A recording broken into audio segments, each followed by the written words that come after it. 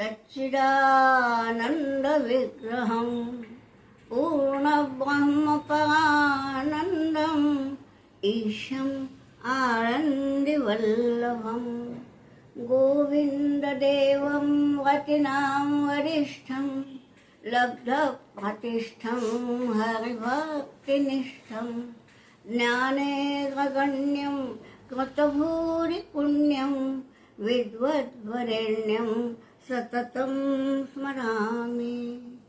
योऽन्तः प्रविश्य मम वाचमिमां प्रसुप्तां सञ्जीवयत्यखिलशक्तिधरस्वधाम्ना अन्यांश्च हस्तचरणश्रवणत्वगादीन् प्राणान् नमो भगवते पुरुषाय तुभ्यम्। यं प्रव्रजन्तमनुपेतमपेतकृत्यं द्वैपायनो विरहकातर आजुहाव पुत्रेति तन्मयतया तरवोऽभिनेदुः तं सर्वभूतहृदयं मुनिमानतास्मि। वंशीविभूषितकरात् नवनीरदाभात् पीताम्बरात् अरुणबिम्बफलाधरोष्ठात् पूर्णेन्दुसुन्दरमुखात् अरविन्दनेत्रात् कृष्णात् परं किमपि तत्त्वमहं न जाने। वन्दे नन्दव्रजस्त्रीणां पादरेणुमभीक्ष्णशः यासां हरिकथोद्गीतं पुनाति भुवनत्रयं पुनाति भुवनत्रयं पुनाति भुवनत्रयम्।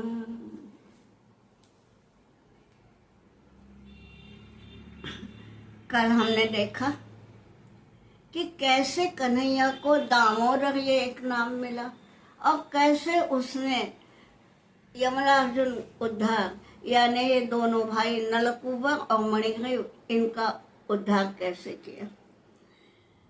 अब हुआ यूं कि गोकुल में चर्चाएं ये होने लगी कि अरे भाई कभी पूतना आती है, कभी शकटासुर आता है, कभी वो तृणावर्ता आता है, अभी ये झाड़े उखड़ गए तो भैया ये बच्चे को यहाँ नहीं रखना, तो चलो अब यहाँ से हम जाएंगे।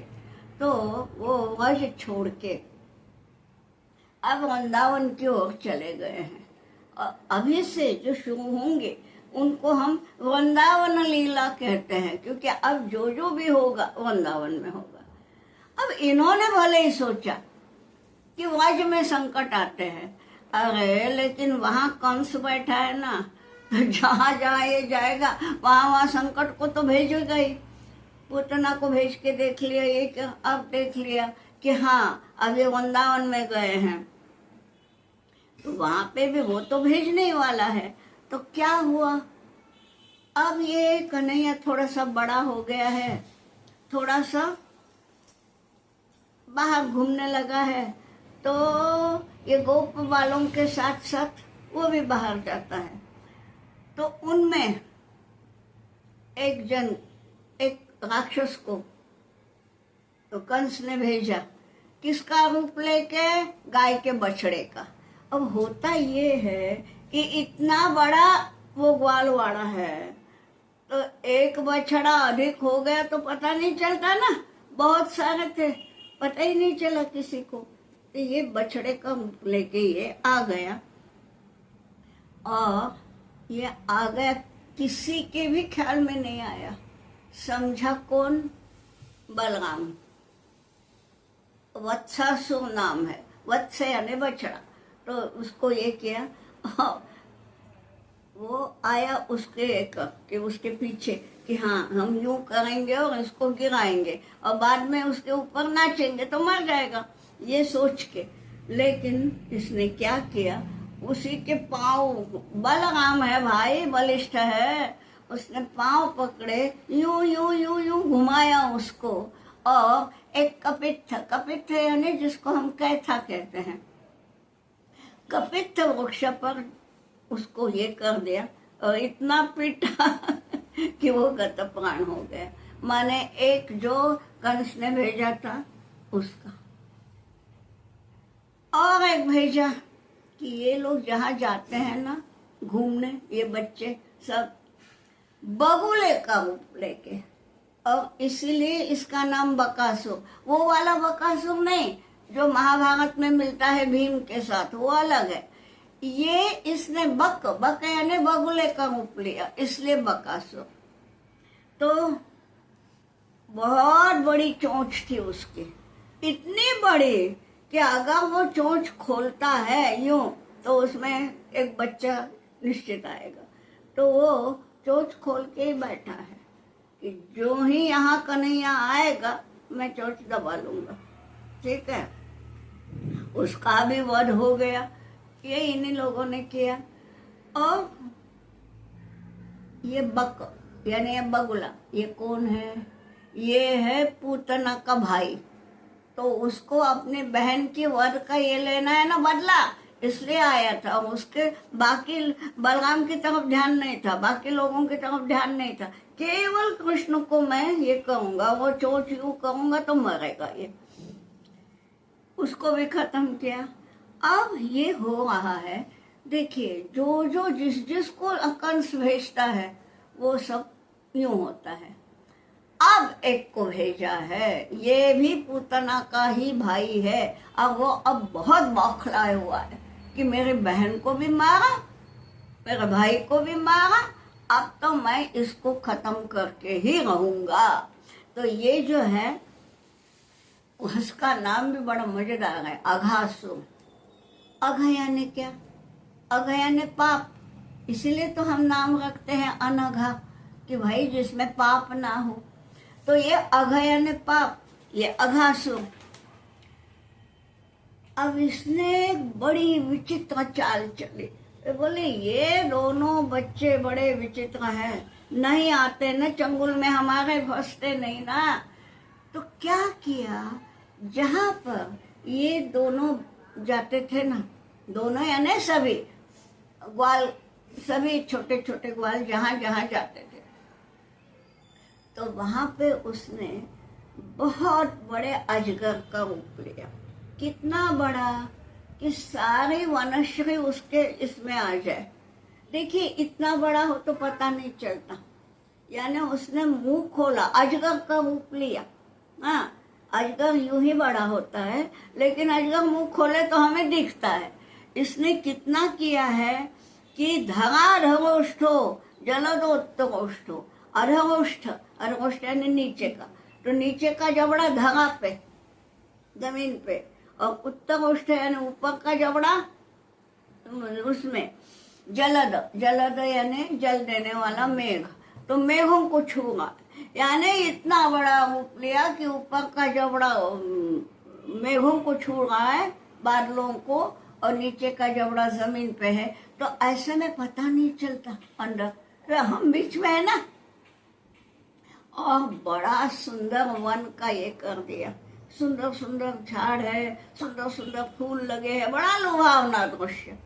तो उसको ये लगा कि ये इतने अच्छे फल के वृक्ष है, ये ग्वाल बच्चे आएंगे, फल तोड़ने आएंगे, उनमें ये भी दोनों आएंगे भाई। हाँ, तो बाकी लोग आए तो आए, मैं जबड़ा मिटाऊंगा नहीं, लेकिन ये दोनों आते साथ में जबड़ा मिटा लूंगा, खा जाऊंगा। ये बात है। ठीक, एक बात और बताऊं कि वहां पहले उसका वत्सासुर का वध किया, बछड़े के रूप का, वो भी सब गोप वालों ने घर जाके अपने माँ बाप को बात सुनाई कि ऐसा ऐसा हुआ था और कन्हैया ने ऐसा किया। बकासुर का वध किया, वो भी बताया। अब ये अघासुर का वध होने वाला है, वो हम देखेंगे। लेकिन ये जो ग्वाल बच्चे थे, ये हमेशा अपने माँ बाप को उसी बात बताते थे ना, दिन भर अपना वहां घूमना, शाम को घर आना और माता पिता को सुनाना। लेकिन ये बात उन्होंने 1 साल बाद कही। जिस दिन ये घटना घटी उसके 1 साल बाद कही। ये क्यों? चलो देखते हैं। ये हुआ यूं कि बहुत बड़ा मुंह खोल के वो बैठा है, ठीक है। और ये आए बाकी बच्चे और बोलने लगे कि अरे ये झाड़ में इतने फल, इतने कल तो नहीं थे, चलो तोड़ते हैं। तो करके एक एक गया, लेकिन इसने जबड़ा मिटाया नहीं, क्योंकि उनको जो चाहिए था वो अभी नहीं आया ना। बाकी ग्वाल जिंदा गए मर गए, उनको कोई मतलब नहीं था। ये दोनों आए नहीं, तो वो वहां जाते हैं। अब यहाँ कृष्ण बोलता है पहले ये दोनों ही भाग रहे, बाकी सब गए। और जब तक ये दोनों नहीं आते, कम से कम कृष्ण नहीं आता, तब तक तो जबड़ा मिटने वाला नहीं है। तो ये बोलने लगे क्या बात है, कोई दिख क्यों नहीं रहा है, सब गए कहाँ? तो बड़े भैया मतलब बलराम, दाऊ बोले वहां दिख, उस तरफ दिखे, चलो वहां जाते। उनको भी अभी पता नहीं है कि ये क्या है। वहां गए। अब इनको ये हो गया कि जे आ गए, हाँ जबड़ा, दोनों भाई आ गए ना, जबड़ा मिटा लिया। अब ये कृष्ण को पता चलते ही एकदम ये हो गया ना, बाकी गोप बालक तो चिल्लाने लगे, घबराने लगे। ये कभी घबराता है क्या? तो ये बोला ऐसा, मतलब ये लीला थी, मेरे समझ में पहले नहीं आया। कोई बात नहीं, अरे हमारे कन्हैया ऐसे है, संकट आता है आने दो, वो जैसे ही आएगा बस। तो इसने क्या किया होगा, इसने महिमा सिद्धि, आपको अष्ट सिद्धि के नाम तो मालूम होंगे, अणिमा, लगिमा, गरिमा, महिमा। गरिमा सिद्धि तब की थी जब शक्तासुर का वध किया। तो मतलब क्या था, गरिमा माने गुरु, माने भारी, वजन बढ़ाया था, लेकिन आकार नहीं बढ़ाया था। अब उसने क्या किया, महिमा सिद्धि है, महिमा माने आकार बढ़ाया। हाँ अब देखिए सारे के सारे इसका आकार कितना है, नीचे का जबड़ा जमीन पे, धरती पे, ऊपर का जबड़ा आकाश में। तो इसने जो महिमा सिद्धि की तो यूं की कि मस्तक फोड़ के वो बाहर आ गया। अब इसका प्राण चला गया, अब बस वो जो ये हो गया, तो सारे के सारे बाहर आ गए, घबरा गए थे सब कि अंदर, अरे जब मिट गया जबड़ा, सारा अंदर अंधेरा होगा ना। और अब कहीं सूरज की किरण आ गई, सबके सब बाहर आ गए, नाचने लगे, दौड़ने लगे, ये लगे। अब इनकी खुशी का ठिकाना नहीं, अघासुर का वध किया, ठीक है। अब सब बोलने लगे इतना सब हो गया, बहुत भूख लगी, चलो अब हम ये करेंगे, कुछ खाएंगे पिएंगे। बैठे हैं, एक मतलब खाने पीने लगे। तो उसमें आपको मालूम है कि ये कृष्ण क्या करते थे, ये दोनों भाई तो नंद के बेटे हैं, तो उनके साथ जो वो डब्बा ले जाते थे उसमें मक्खन ये वो तो रहता था। ये बेचारे साधारण गोपों के बालक थे, यूं ही दाल रोटी कुछ लाते होंगे। इसने बोला ऐसा नहीं होगा, सबका इकट्ठा करेंगे। कृष्ण की समता दृष्टि देखिए, इसी को महाराष्ट्र में काला कहते हैं, और जगह ये शब्द रूढ़ नहीं है, लेकिन ये जो है काला यानी सब इकट्ठा करना। किसी के घर का दही, किसी के घर के पोहे, किसी के घर का ककड़ी, कुछ जो भी मिले, किसी का अचार, ये सब इकट्ठा हो जाता है। और वो सब करके अब वो खाने लगे। तो उसमें बच्चे खुश थे ना, तो कूद रहे हैं, कहीं उठा के दही लेके कन्हैया के गाल में लगा रहे, दूसरा कोई उठता है तो उसने ये कर दिया, मक्खन लगा दिया। बात ये है कि ये ऐसा देखा तो सही, ब्रह्मदेव को ये लगा कि लोग, ब्रह्मदेव को ये पता है कि ये जो है विष्णु का अवतार है, और विष्णु यानी पिता, ब्रह्मदेव के पिता ना। ब्रह्मदेव कौन है, विष्णु के नाम ही कमल से निकले। तो ये मेरे पिता कैसे हो सकते? यहाँ पे मक्खन लगाए, यहाँ पे दही लगाए, नाच रहा है, दौड़ रहा है, ये बच्चों के साथ खेल रहा है, ये कैसे हो सकते हैं? जैसी मैंने इस ब्रह्मांड की रचना की, ऐसी रचना ये बच्चा कर सकता है क्या? नहीं लगता। बोले उसके मन में ये आया, ये साधारण बालक है, ये नहीं हो सकते विष्णु विष्णु। तो ठीक है, अब मैं देखता हूँ ये यदि भगवान है कि नहीं, परखना है। तो उसने क्या किया, गायों को गायब कर दिया।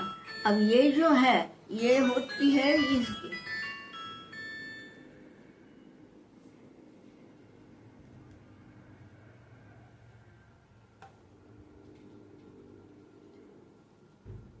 ये जो होता है, मतलब क्या बोल रहे हैं, काय मतलब होते नहीं, गायीनं गायब केलं, गायों को गायब केलं। हाँ, जब गायें हैं ना, तो मैं इनके गायों को पहले मैं गायब कर देता हूँ। तो क्या हुआ, गाय चरने जाती है, ग्वाले यहाँ इकट्ठे बैठे हैं, कृष्ण के साथ बात करते। एक के मन में आया, एक गोप बालक के, कि दाऊ गाय तो एक भी नहीं दिख रही है, जबकि गाय यहाँ वहां चल रही थी। अब सारी की सारी गायें ये ब्रह्मदेव ने माया डाल के गायब कर दी। गायब कर दी यानी क्या, ब्रह्मलोक ले गए, उनको कोई मारा नहीं है, गोवर करने वाले नहीं है ब्रह्मदेव, लेकिन यहाँ नहीं दिख रही ना, वो ब्रह्मलोक ले गए। तो ये जैसे ही मन में आया किसी के, तो सोचो अभी तक ये गोप बालकों का मन कहाँ था, कृष्ण के पास था, क्योंकि उन्होंने ये कि भैया इतने बड़े संकट से इसने छुड़ाया करके सभी गोप बालों के मन में कृष्ण भक्ति थी। अभी क्या हुआ, मन कृष्ण से हटकर गायों की तरफ चला गया। ये जो क्षण है, ये ब्रह्मदेव ने पकड़ा, और जिसके मन में ये विचार आएगा वो गायब होता गया। गायब होता गया बोले तो ब्रह्मलोक चला गया।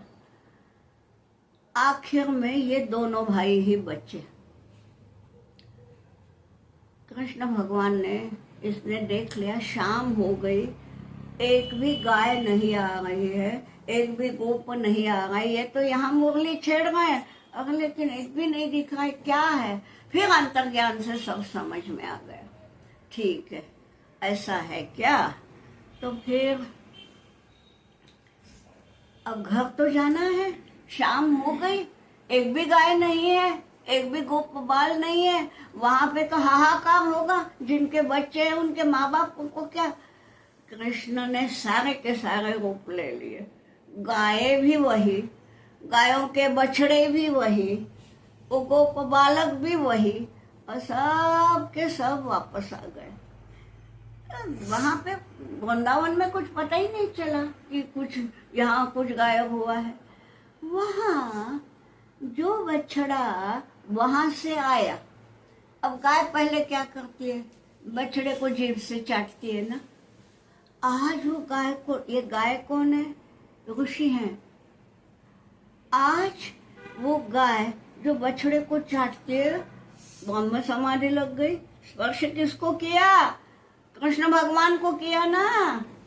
तो वो कि ये अजीब है, ये जितने गोप बालक घर गए, अब माताएं हैं, कुछ लाड लड़ाते हैं, कभी किसी के गाल पे हाथ फिराते, स्पर्श जो ही होता है, सारे के सारे ग्वालों को, जितनी माताएं थी, दादियां थी, उनको लग रहा है हम तो हमेशा ही इस बेटे का लाड़ करते हैं, आज इतना आनंद क्यों? देखो पुरानी बात है, जब ये कन्हैया छोटा था, माँ का दूध पी रहा था, तो ये ऋषि रूपी गायों को भी लगता था, ये सारे ग्वालों को भी लगता था कि हम इसके लाड़ कब करें, और वो इतना वो अवसर नहीं मिला था ना, अब मिल गया है। तो देखिए जो संकट आता है उसको अवसर मानो। अब सबको सब सुख दे दिया, यानी सारी ग्वालने जो थी उनको साक्षात भगवान का स्पर्श हुआ। सभी के सभी बहुत खुश हैं, सभी गायें बड़ी खुश हैं। अब ये तो यहाँ हुआ, गोकुल में नहीं, वृंदावन में। अब ब्रह्मदेव ने दूसरे दिन सोचा कि अब जब कोई नहीं दिख रहा होगा तो वहां धरती पे हाहाकार मचा होगा। ब्रह्मलोक में है ना ब्रह्मदेव, तो चलो अब जाके नीचे जाके देखना चाहिए।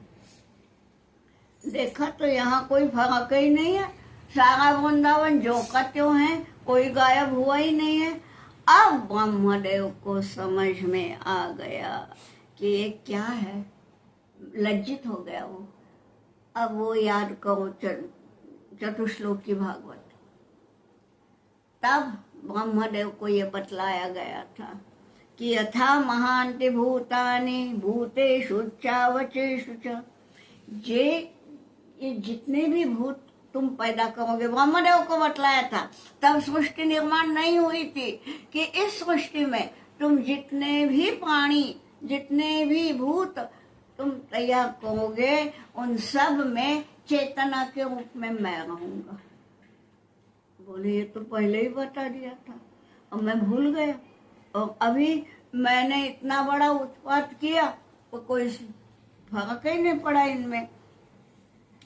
और एतावदेव जिज्ञास्यम, ये है चतुश्लोकी का अंतिम में कि जिज्ञासा करनी है तो यही समझ लो, ठीक। और अब सारा जो कुछ घमंड था ना, चूर चूर हो गया उसका, और बोला चलो अब सब के सब वापस आ गए। जो ही ये वापस आ गए तो ये गायब हो गए। अब ये कब हुआ, ब्रह्मदेव आया दूसरे दिन। आपको मालूम होगा कि ब्रह्मदेव का एक दिन माने हमारा 1 साल, 1 वर्ष। यहाँ 1 साल बीत गया था ना, यानी 1 साल तक ये सारे गाय बछड़े ग्वाल के बच्चे ये सब कृष्ण ही था ना। अब सही बच्चे आ गए। अब उन्हें क्या मालूम कि 1 साल बीत गया है। वो ब्रह्मदेव के यहाँ 1 ही दिन थे ना, तो उनको लगा कि ये जो अघासुर वाली घटना हुई कि जो उसका ये छोड़ के हम बाहर आए, जो हमने ये सब किया, ये अभी आज ही हुआ। तो शाम को आके वो अपने माता पिता को बतलाने लगे, ऐसा ऐसा हुआ, ऐसा ये सब। माने जो घटना, प्रतिदिन की घटना ये बच्चे अपने माता पिता को सुनाते थे, ये घटना सुनाने को पूरा 1 साल लगा है। ये बात है। यहाँ ब्रह्मदेव का सारा घमंड चूर हो गया, ठीक है। हाँ, अब अघासुर भी गया। अब बीच बीच में है एक एक धेनुकासुर है, अमुक है। अब हम अब बाकी नहीं देखते, हम सीधे चलते हैं कालिया मर्दन की ओर। बड़ी बड़ी घटनाएं ले लेंगे। अब ये कालिया कौन है? सभी जानते हैं कि कालिया नाग है, ठीक। अब ये क्यों यहाँ आया? कहाँ रहता था वो? यमुना में। हाँ, सोचिए, यमुना का जल सब पीते थे, लेकिन जहाँ पे इसकी बस्ती थी सभी ने बोल रखा था कि वहां उतने इसमें नहीं जाना, वहां का पानी विषैला है, वहां जाना नहीं, ये सब किया था। अब क्या है, ये है कौन? तो ये कालिया जो है, आपको मालूम होगा कि कश्यप मुनि की अनेक पत्नियां, उनमें ये 2, कद्रु और विनता। विनता से हुए वैनतेय माने गरुड़, और कद्रु से हुई है सर्प जाति, ठीक। सर्प बोलो, नाग बोलो। अब ये सौतेले भाई हैं और इनमें बिल्कुल पटती नहीं, और ये जो गरुड़ है वो इनको खा जाता है, सांपों को। ये तो आज भी ये दिख रहा है। तो क्या हुआ कि एक दिन गरुड़ के लिए जो हिस्सा रखा था खाने का, वो हिस्सा कालिया ने खा लिया। कालिया कद्रु का बेटा है, ठीक है। तो एक दिन ऐसा हो गया कि इसका हिस्सा इसने खा लिया, अब खा तो लिया, अब डर गौड़ तो मुझे खा जाएगा, तो इसलिए भगता हुआ वहां से भगा। कहाँ जाऊं? कहाँ? यमुना में गौड़ कुछ उत्पात नहीं करता, तो मैं यमुना में जाऊंगा, इसलिए यहाँ आ गया। यहाँ पे उसको लगा, कालिया को, कि मैं यहाँ सुरक्षित हूँ, ठीक है, इसलिए आ गया। लेकिन है तो ईश्वरा ना। अरे भाई नाग है, सांस भी ईश्वरी होती है। तो यमुना माने क्या? यमुना का जो प्रवाह है, यमुना साक्षात भक्ति है। भक्ति में जहर ना मिले बाबा, बाकी कुछ भी हो, मगर ये जहरीला प्राणी यमुना में ना हो। अब हमारे जो कन्हैया है, उन्होंने क्या किया, इस सबको बतला दिया था वृंदावन वासियों ने कि वहां नहीं जाना, बाकी तुम कहीं भी खेलो कूदो कुछ करो। उतना मैंने क्या बोलेंगे, वर्जित प्रदेश था। ये जानबूझ के वहां गया। अब बाकी बाल बच्चे रोक रहे, कन्हैया रुको, कन्हैया रुको, वहां नहीं जाओ। अब ये कहीं सुनते हैं क्या? गए, और गए तो गए, उतरे नीचे। अब ये जहरीला पानी है, वहां पे पीना तो छोड़ो, वहां पे अगर तुम गए भी, पानी का स्पर्श भी हुआ, तो भी तुमको कुछ न कुछ होना। तो ये जो बाकी बच्चे थे, रोको रोको कहते, कोई खींचना चाह रहे, अरे वो एक आदमी के खींचने से थोड़ी ना आते हैं किसी के हाथ में, वो चले। और जैसे ही उन्होंने अंदर प्रवेश किया, सारे बोलने लगे, घबरा गए कि बोले अब हम जाके अपने माता पिता को बताते हैं कि ये यहाँ घुस गया है, चले आए करके। तो सारे के सारे चले गए, अब यहाँ कोई नहीं। हाँ, और ये घुसे अंदर, ठीक है, घुसे तो घुसे, बाद में उसके ऊपर चढ़ बैठे, चढ़े तो चढ़े, उसकी फन के ऊपर नृत्य करने लगे। ये तो सबको पता ही है। ऐसे ऐसे पाँव मारे नृत्य में, पदन्यास जिसको कहते हैं। नृत्य में भी दो प्रकार है, एक लास्य है, एक तांडव है। तांडव में जोरदार होता है, तांडव है शंकर का, और इनका है, पार्वती जी का है लास्य।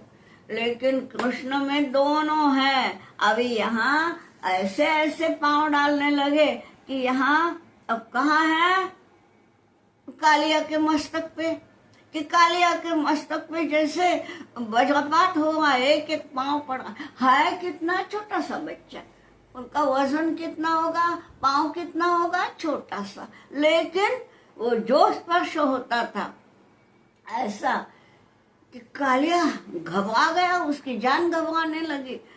अब उसकी पत्नियां निकल आई कि इनको छोड़ो, इनको छोड़ो, ये कहो। तो ये सब जब पत्नियां आई तो इन्होंने बोला, देखो ये यमुना नदी है, यहाँ से तुमको निकलना पड़ेगा, तो मैं तुम्हारे प्राण छोड़ता हूँ, वरना तो तुमको समाप्त करूंगा। सारी पत्नियां बोलने लगी उसकी, हाथ जोड़ के, कि हमारे पति को छोड़ दो, हम एक ऐसे नहीं, यहाँ से निकलना है। तो वो बोला कि मैं जाऊं तो जाऊं कहाँ? मैं बाहर गया कि गौड़ मुझे खा लेगा। क्योंकि गौड़ का मैंने अपराध किया है, उसके हिस्से का खाना खाया है। तब वो बोले, तुम कहीं भी जाओ, गौड़ कुछ नहीं करेगा। क्यों? कैसे बताया? देखिए, ये जो कालिया है, उसके फन पे ये नाच रहे हैं, हाँ, और जोर जोर से नाच रहे हैं। तो इनके पदचिन्ह यहाँ पर हैं। तो जिसने विष्णु के पदचिन्ह अपने सिर पे रख लिए हैं, उसको गौड़ क्या करेगा जी? गौड़ किसका वाहन है? विष्णु जी का। तो वो ऐसा करेगा ही नहीं, गौड़ तुम्हें कुछ नहीं करेगा, तुम जाओ। और वहां से उसको रमणीक द्वीप भेजा है। अब ये रमणीक द्वीप कहाँ है मुझे न पूछिए, मेरा भूगोल बहुत वीक है, मुझे नहीं मालूम, लेकिन इतना मैं उसका अर्थ लगाती हूँ कि रमणीक द्वीप माने ऐसी कोई जगह, ऐसा कोई स्थान जहाँ मन रमता हो। अब हमारा मन तो कहीं ऑर्केस्ट्रा में भी रमता है, वो छोड़ो, लेकिन इनका यानी जहाँ उनको सत्संग मिले, सत्संग में मन रमे, ऐसी जगह उसको भेज दिया, अभयदान दिया। अभयदान कैसा है, उससे अर्थ समझ लीजिए कि जहर है इसके मस्तक में, लेकिन जहर भी यदि विष्णु पदांकित होता है तो वो अच्छा होता है।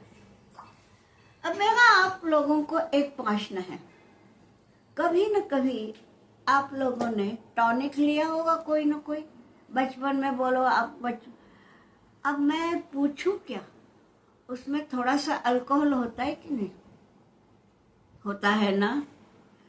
अल्कोहल अच्छी बात है क्या? आप पीना चाहेंगे क्या? बच्चे को उपदेश देंगे क्या अल्कोहल लो? नहीं लेंगे ना। अल्कोहल बुरा है ना, लेकिन वो टॉनिक के रूप में अच्छा है। विष भी यदि श्री पदांकित होता है, कालिया का विष उसके ऊपर यदि विष्णु के पद चिन्ह है, तो वो दुनिया को घातक कृत्य कभी नहीं करेगा, ये सोचिए। तो ये बतला दिया कि तेरा मस्तक पे मेरा पद चिन्ह है, तुम्हें गरुड़ से भय नहीं है, निकल जाओ। तो वो तो निकल गया। यहाँ दूसरा विचार देखिए, यमुना निर्विष हो गई। भक्ति जो है, भक्ति में और कुछ ना आए और कुछ ना आए माने कई दफा भक्ति में दिखावटीपन आ जाता है, वो ना आए। बहुत बार ऐसा होता है। मेरी पहचान की कोई है, युवतियां हैं, नवरात्रों के दिन थे, देवी का नवरात्र था, अपने पिता के पीछे लगी थी, नया ड्रेस दे दो, गरबा करना है, हमें रास करना है, नया ड्रेस चाहिए। अब उनके पिता ने क्या किया, मैं नहीं पूछने गई, पर मैंने इतनी उनकी डिमांड सुनी।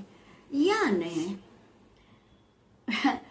देवी जी की भक्ति करनी है तो हम अपने इन वस्त्रों से नहीं कर सकते, हमको नया चाहिए, दिखावटीपना, ये भक्ति नहीं है जी।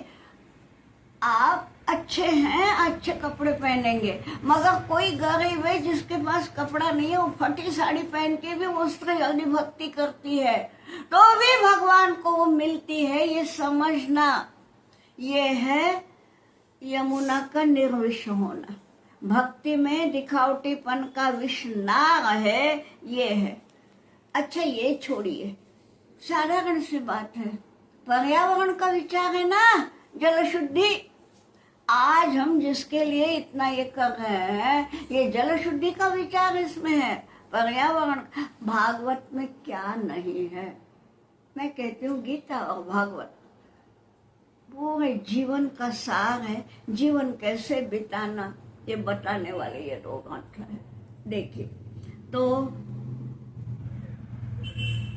ऐसे जो है कि जिन्होंने यमुना को निर्विष किया, थोड़ा सा उनका गजल करेंगे, नाम ले लेंगे। श्री कृष्ण गोविंद हरे मुरारे, हे नाथ नारायण वासुदेव। श्री कृष्ण गोविंद हरे मुरारे, हे नाथ नारायण वासुदेव। हे नाथ नारायण वासुदेव, हे नाथ नारायण वासुदेव। हे नाथ नारायण वासुदेव, हे नाथ नारायण वासुदेव। हे नाथ नारायण वासुदेव। ये तो हमने देख लिया कि कालिया चला गया। लेकिन वो बच्चे दौड़ के गए थे ना अपने अपने घर में कि कान्हा तो वहां घुस गया, हमने खूब रोका नहीं, और सारे के सारे लोग चिंतित। पर ये कान्हा है, साधारण नहीं है कोई बच्चा कि जिसके लिए वृंदावन का हर एक व्यक्ति चिंतित है। कितनी मजा है ना, जो सारी दुनिया की चिंता का वहन करता है उसके लिए ये चिंतित है। दौड़ते आए भाई, वहां कोई नहीं है। अब देखिए वृंदावन में कोई नहीं है, सबके सब यहाँ आ गए दौड़ते हुए। क्या देखा, ये मस्त अच्छे से बैठा है कदम्ब की झाड़ पर, मुरली बजा रहा है। कल यहाँ है ही नहीं, अब आके बोल दिया अब आप ये पानी पी सकते हो। सारे के सारे चकित कि जो जिसके भय से ये हो रहा है ये है क्या। और सबके सब अब तो बहुत खुश कि इसको सकुशल मिला हमारा कान्हा, तो अब सकुशल कृष्ण के साथ सब आ गए वापस। और यहाँ आते हैं तो दूसरी बात, जब तक ये वहां थे और आ गए, और भाई कम से कम आधा घंटा, पौन घंटा, 1 घंटा तो लगा होगा। उतने में क्या हुआ, यहाँ पर पूरे वृंदावन को आग ने घेर लिया। अब क्या करें, यानी वहां पे गोठे में कुछ कुछ है ना, जो बहुत छोटे बच्चे या बहुत बूढ़ी गायें, अब क्या सब जगह आग की लपटें आ रही हैं। अब आ रही हैं, सबको घेर रही है। ये सब देख के सब फिर भयभीत कि अरे हम डर से गए थे कि कन्हैया वहां है, अब कन्हैया सकुशल आ गया तो ये क्या हो गया। तो उसने बोल दिया ठीक है अब जरा सब लोग आंखें तो बंद करो। एक बात है, वो सब प्रामाणिक थे। हाँ, आंख बंद करने को बोला, सभी ने सही में आंखें बंद की। ऐसा नहीं कि एक आंख बंद करके ऐसे यूं करके देख रहे हैं, ऐसा नहीं किया। आजकल करते हैं इसलिए बता रहे हैं, तब नहीं था। तो सबने आंखें बंद की। इसने क्या किया, किया, सारे के सारे आग के लपटे गई, पी डाला। बोले खोलो आंखें, आग गायब। अब ये क्या बात है भाई, ये है इसका भागवत जी में बोला है दावाग्नि मोचन। ये जो अग्नि था, जरा सा पीछे जाइए, पीछे यानी अब ये सब घटनाएं द्वापर युग की हैं। कृष्ण भगवान जरा त्रेता युग में जाइए, राम जी के वहां। आपको मालूम है राम जी ने सीता मैया को अग्नि परीक्षा देने को लगाया था, सबको पता है। अग्नि परीक्षा के समय सीता को अग्नि ने जरा भी ये नहीं दी थी, पूरी की पूरी सीता को सकुशल लौटाया था। ये अग्नि के उपकार हैं। ठीक, हमारे भगवान किसी का भी उपकार यूं नहीं लेते, उसका प्रत्युपकार बराबर करते हैं। वो अभी ये समय आ गया है कि ठीक है, अब तुमने ये किया, अब मैं तुमको अपने होठों से चूम लूं। अग्नि को होठों का चुंबन दिया है, इससे बड़ा क्या चाहिए। और ये करके वो बस अग्नि शांत, यानी इतना बड़ा सम्मान मिल गया है। तो ये मुख स्पर्श करके ये किया, इसको ये आया है भागवत जी में दावाग्नि मोचन। और इसके बाद साधारणतया लोग भागवत जो सुनने आते हैं ना, उनके मन में ये होता है कि हमको रास का वर्णन कब सुनने को मिले, यही होता है। अभी तो समय है, रास लीला को समय है, लेकिन उसकी क्या बोलते हैं, जमीन तो तैयार करनी पड़ेगी, उसके लिए अनुकूल परिस्थिति तो तैयार करनी पड़ेगी। ये सब अभी हो रहा है। और इसमें वेणुगीत का प्रसंग आता है। अब ये वेणुगीत यानी क्या, वेणु यानी बांसुरी। और सभी जानते हैं कि ये मुरलीधर है, ये नया नाम है। हाँ, जबकि मुरली बजाता है इसलिए उसका नाम मुरलीधर है। पहले दामोदर हो गया, अब ये मुरलीधर हो गया। और इसके लिए ये सुन के गोपियों को कहाँ सुनाई दे रहा है? गोपियां नहीं आती जी, ये गायों को चराने के लिए पुरुष ले जाते हैं। गोपियां तो अंदर है घर में, लेकिन ये वेणु के स्वर वहां पहुंचते हैं ना,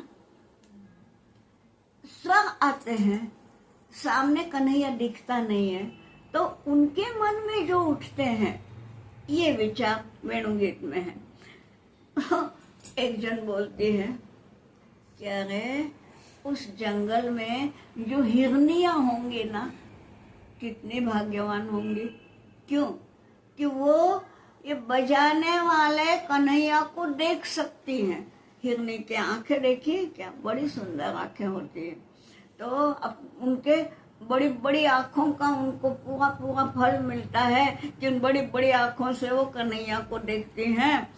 और वो प्रणयावलोक ही, प्रणय अवलोक, प्रणय का अर्थ वो मत लीजिए जो हम मराठी में लेते हैं प्रणय यानी रोमांस। रोमांस नहीं, प्रणय यानी भक्ति भाव। तो ये हिरनिया प्रणयावलोक ही, बड़े प्रणय से बड़े भक्ति भाव से उसका अवलोकन करती है, कर सकती है। और हम केवल स्वर सुनते हैं, दिखता तो नहीं है।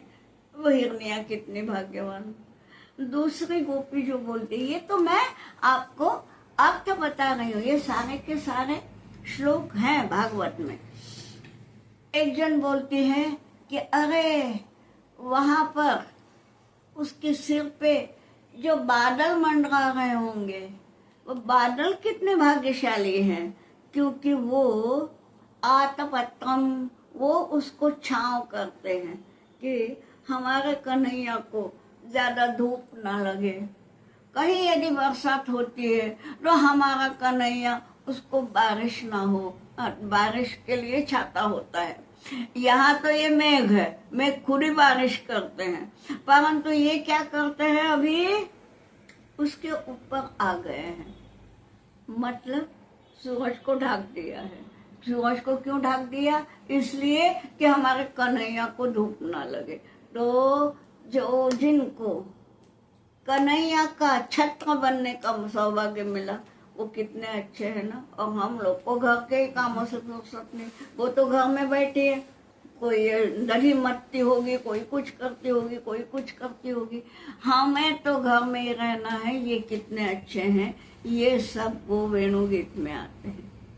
अब इसमें सबसे ज्यादा उनको लगता है कि सबसे भाग्यवान कौन है, तो वो वेणु गीत इसलिए है कि वो बड़ी भाग्यशाली है कि उसको साक्षात प्रभु के अधरों का स्पर्श होता है, साक्षात होठों का स्पर्श, तो वो बड़ी भाग्यशालिनी है।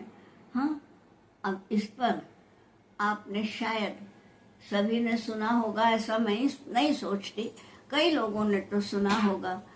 यहाँ पे महाराष्ट्र में, भारत के महाराष्ट्र में गुलाबराव महाराज करके एक हो गए बहुत बड़े संत। वे स्वयं को गोपी मानते थे और उन्होंने जो लिखा है तो उनके थोड़े से ये मैं बता देती हूँ। वो कहते हैं, उन्होंने कुछ संस्कृत में लिखा, कुछ मराठी में, कुछ ब्रज बोली में। मैं तो आपको साधारण हिंदी में बताती हूँ उनका मंतव्य जो है। क्या है?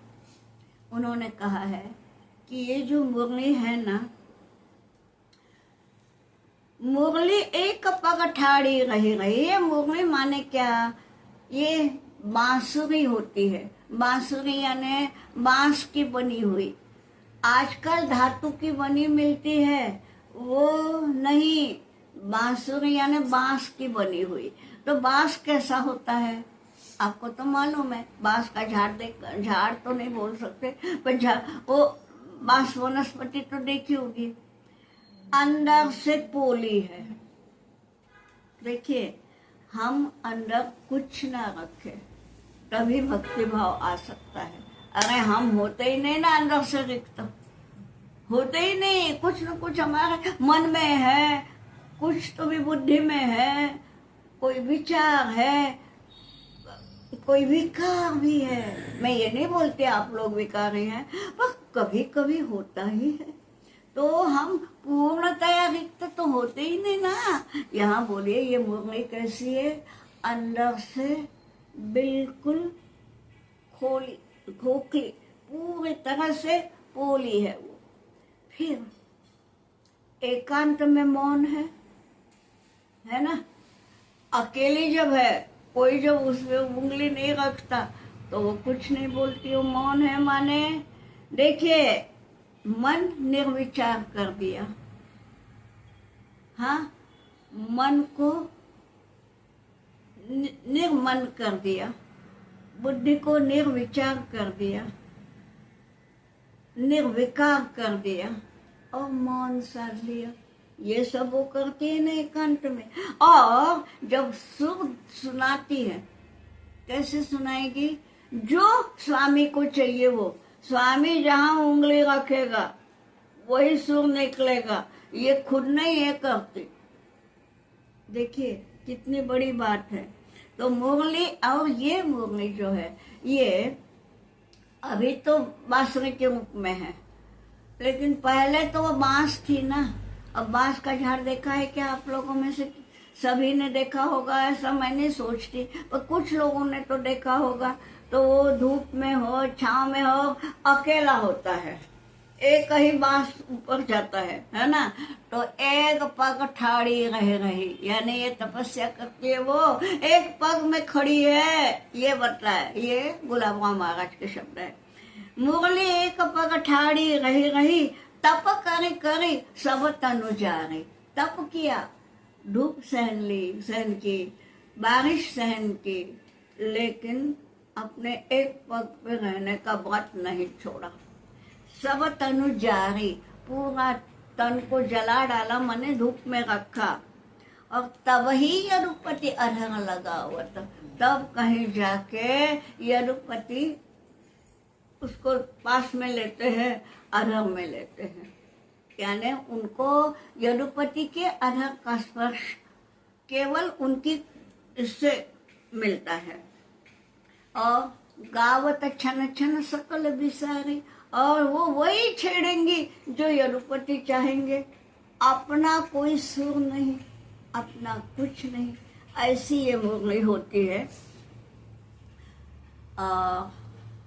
ये मुरली का सारा वर्णन भागवत जी में भी है, थोड़ा अलग है। ये मैंने गुलाब राम महाराज का बताया, परंतु ये सब होते बाद हुआ यूं कि तन्मयताम ययुः, यानी इतना सब होते हुए वो बोलते बोलते बोलते तन्मय हो गई।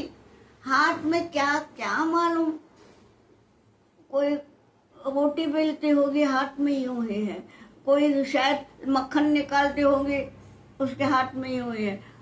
भूल गए दुनिया का सारा सुध बुध भूल गई। तन्मयताम ययुः। मुझे बताइए समाधि दशा और क्या होती है? तो उन्होंने समाधि दशा प्राप्त करनी, ठीक है। और जब उनके अंदर की मुरली बजने लगी, हर एक को ये भाग्य नहीं होता। जिसको योगियों ने, ऋषियों ने, मुनियों ने बोला है कि अनाहत नाद बहुत कम कबीर के इसमें होता है, ज्ञानेश्वर माउली के इसमें होता है, बाकी साधारण आदमी तो वहां तक जा ही नहीं सकता। ये अनाहत नाद जो है, देखिए कोई भी नाद हो, कोई भी आवाज हो तो आहत होने के बाद होता है। आहत होना माने अगर साधारण ताली बजाना है तो ये हाथ यूं होना चाहिए, तब कहीं आवाज आती है। कुछ भी हो, अगर आप 4 प्रकार के वाद्य होते हैं, जाने दीजिए, अब हम उस पर नहीं बोलते, लेकिन आघात के बिना स्वर निर्मित नहीं। यहाँ ये अनाहत नाद है। स्वर निर्मित के लिए कोई साधन नहीं, कुछ आघात नहीं, और अंदर ही अंदर से ओम ओम यही सुनाई देता है। ये है अनाहत नाद। और जिनकी ये अंदर की मुरली बजती है उन्हें तो कृष्ण दर्शन होता ही है। अब ये वेणुगीत वहां गा रही है अपने अपने घर में, कन्हैया है यहाँ पे वन में, हाँ आंखों से ओझल है, लेकिन जो वो तन्मय हो गई, समाधि दशा में चली गई, तो बराबर उनके कृष्ण दर्शन हुए। ये बतलाया है कि इसलिए हमारा संत भी बोलते हैं ना कि को असमानुष या जग माही, इस जग में को असमानुष, ऐसा कौन सा मनुष्य होगा। को असमानुष या जग माही, ग्वालिन लालित चरण कमल के चरित सुनत गति नाही। शब्द देखिए, ग्वालिन लालित चरण कमल, जिनके चरण कमलों को ग्वालिन लालित, यानी ये जो ग्वालने हैं वो जिसके लिए लालन पालन कर रही हैं, उसमें चरित सुनत गति नाही, जिसको इसमें गति नहीं होती, प्यार नहीं होता, ऐसा कौन होगा। कोई नहीं होगा। आप तो निश्चित रूप में नहीं है, नहीं तो ये सुनने आते ही नहीं। तो चलिए इन गोपियों के नाम से हम इतना ही बोलेंगे। क्या मुझे शब्द ही नहीं सोच रहे हैं। तो ये जो है ये नाद, नाद ब्रह्म वही नाम ब्रह्म है, और इसमें गोपियों को पूरा पूरा समाधि अवस्था का अनुभव आ चुका है। अब भागवत का फल वही है, जीव और ईश्वर का ऐक्य। केवल दिखावटी नाच गाना यानी वाह भागवत नहीं होता, जीव और ब्रह्म की एकता होनी है। और अब बताइए, फिर भी इन गोपियों को अभी भी देह का भान है, देहाध्यास कहा गया है। इसमें भागवत में शब्द है देह का अध्यास, देह के बारे में भान है उनको। ये भान है माने ये सब झूठ है, अध्यास है, ठीक। इसलिए उनको अभी रास का अधिकार अभी नहीं है। रास का अधिकार कब मिलेगा, जब देहाध्यास मिटेगा। तो देह बुद्धि विनाशार्थम ये है कि देह बुद्धि, अरे मराठी में समर्थ रामदास ने भी बोला है, देह बुद्धि ते सर्व सोडून द्यावी, कि देह की बुद्धि, इस देह को मैं मानना, ये सब छोड़ दो। ये जिस दिन छूट जाएगा उस दिन तो साक्षात हरे सामने है। एक बात बताऊं, अब महाराष्ट्र छोड़ के और किसी को वारी का अनुभव नहीं होगा। वारी पंढरपुर में होती है और हर साल होती है, और जो वहाँ वारी यानी यात्रा है, और जो इस यात्रा में जाते हैं उन्हें कहते हैं वार करें। मैंने ये देखा है, मैंने वारी की है, पैदल ही गई हूँ। इस एकादशी को जाना और उस एकादशी को पहुँचना, यही होता है। आनंद से निकलना एक एकादशी को, पंढरपुर पहुँचना दूसरा एकादशी को। मैं पैदल गई हूँ, मैं बता सकती हूँ कि ये, मैं अपना नहीं बता रही, औरों का बता रही, कि ये जितने वार करे जाते हैं ना, किसी को देह का अध्यास नहीं। छोटी सी बात है, आप मेरी अवस्था देख रहे हैं, मेरा मतलब तरुण अवस्था नहीं है, मेरे पोते ही अब तरुण अवस्था को लांग के गए हैं, मगर मैं आज भी मेरे पोते के सामने भी साड़ी नहीं बदलती, जबकि वो मेरा पोता है जिसको मैंने गोद में खिलाया है। उसके मन में कोई वासना नहीं आएगी, निश्चित है। फिर भी मैं उसके सामने नहीं बदलती। क्यों?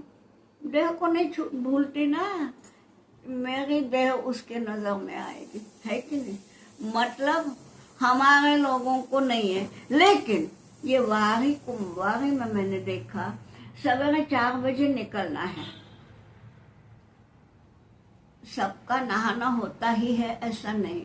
फिर रास्ते में जहाँ कहीं नाला दिखे, कोई कुआं दिखे, जो भी दिखे, तो वहां पे नहाना। इसलिए एक साड़ी एक टॉवेल रखा ही रहता है। तो वहां पे सामने एक पुरुष नहा रहा है, यहाँ मैं नहा रही हूँ, कुछ नहीं लगता, कोई मन में नहीं आता कि ये सामने वाला पुरुष है, मेरा देह स्त्री का है, इसका देह पुरुष का है। ऐसा भी होता है कि दोनों तरुण तरुणी हो तो भी कुछ नहीं, ये भावना ही नहीं रहती। जो है वो माउली है। एक में को क्या बुलाते हैं? माउली। माउली यानी ज्ञानेश्वर। ये वारी की यात्रा क्या है कि ज्ञानेश्वर जैसे निकले, वो जहाँ जहाँ रुके, जहाँ जहाँ थमे, वहीं वहीं उनका भी पड़ाव होता है। इसलिए 15 दिन लगते हैं, जितना वो रुके उतना चलना। तो हर वाकरी अंदर से माउली है, ज्ञानेश्वर है, तो सामने वाला भी ज्ञानेश्वर, मैं भी ज्ञानेश्वर, तू भी माउली, मैं भी माउली, कहाँ रहा देह का अध्यास। ये सही माने में वारी के लोगों ने अनुभव किया है। शुक मुनि ने इसको बोला है कि पंचकोश भेद करो। जाने दीजिए, हम अंदर तक नहीं जाते दर्शन के, लेकिन ये गोपियों में जो अभी भी देह का अध्यास है, उसको दूर करने के लिए कान्हा ने क्या किया, ये 5 मिनट में बता के हम विराम देंगे। इसको बताया जाता है चीरहरण। क्या हुआ? अभी कान्हा कितना बड़ा है? 6 साल का है। कान्हा है 6 साल का। ये गोपियां जाती हैं नदी में नहाने। नेचुरल बात है कि नदी के किनारे अपने अपने वस्त्र रख के वो नीचे उतरी हैं। कान्हा ने क्या किया? सबके वस्त्र लिए और पास के कदम्ब के झाड़ पे चढ़ के बैठ गए। सबके वस्त्र इनके हाथ में है। अब गोपियां देखती है, अगर नहाना हो गया, अब अपना साड़ी पहननी है, वस्त्र पहनने, तो वस्त्र कहाँ है? एक ही नहीं है। फिर किसी की नजर जाती है झाड़ पे कन्हैया बैठे हैं और उनके हाथ में है सारे सभी गोपियों के वस्त्र है। इसके बड़े बड़े गाने भी हैं, जाने दीजिए, वो अलग बातें दे रहे, कान्हा वगैरह वगैरह जो भी है, किसी किसी को आते होंगे। तो ये सब हुआ तो उन्होंने कहा कि ये हमको वस्त्र दे दो। ये बोले आइए न ले जाइए, मैं क्या करूंगा औरतों के वस्त्रों का। अगर आइए कैसे? पानी से लेके कदम्ब की झाड़ तक आना, पैदल आना, तो बिना वस्त्रों के आऊं तो आऊं कैसे? ये हर एक के मन में है, देह को मैं मान रही है वो। तो ये बोले आइए ना, मैं देता हूं ना। जब गोपियों का ये भाव ही चला गया कि ये देह यानी मैं नहीं हूं, मैं कुछ और है, और मैं जो हूँ वो परमात्मा का अंश है। मैं यानी जीवात्मा, जीवात्मा यानी परमात्मा का अंश। ये जब समझ में आ गया, तब जिसकी समझ में आ गया वो आ गई, उसके वस्त्र दे दिए। जिसका ये मानसिक बंधन टूटा, उसको वस्त्र दिया है। और ये चीर हरण करने वाला कन्हैया अभी केवल 6 साल का है। और ये जो है स्नान करके आने वाली, ये सारी या तो युवतियां हैं या उससे बड़ी हैं, विवाहिताएं हैं। तो इसमें किसी भी बुरा गंध अगर किसी को आता है कि चीर हरण कर दिया, माने कुछ बुराई अगर है, तो ये बुराई भागवत में नहीं है, कन्हैया में नहीं है, गोपियों में नहीं है। भैया, जिसने ये सोचा उसके दिमाग में वो बुराई है, ये समझ लीजिए। और अब मुझे लगता है कि आगे का जो है, क्योंकि इसी से रास का अधिकार मिलता है। जब तक देह बुद्धि है तब तक रास का अधिकार नहीं। अभी इन गोपियों की ये देह बुद्धि नष्ट हो गई है, अब उन्हें रास का अधिकार मिलेगा, वो हम देखेंगे। लेकिन आज के लिए अभी विराम कर।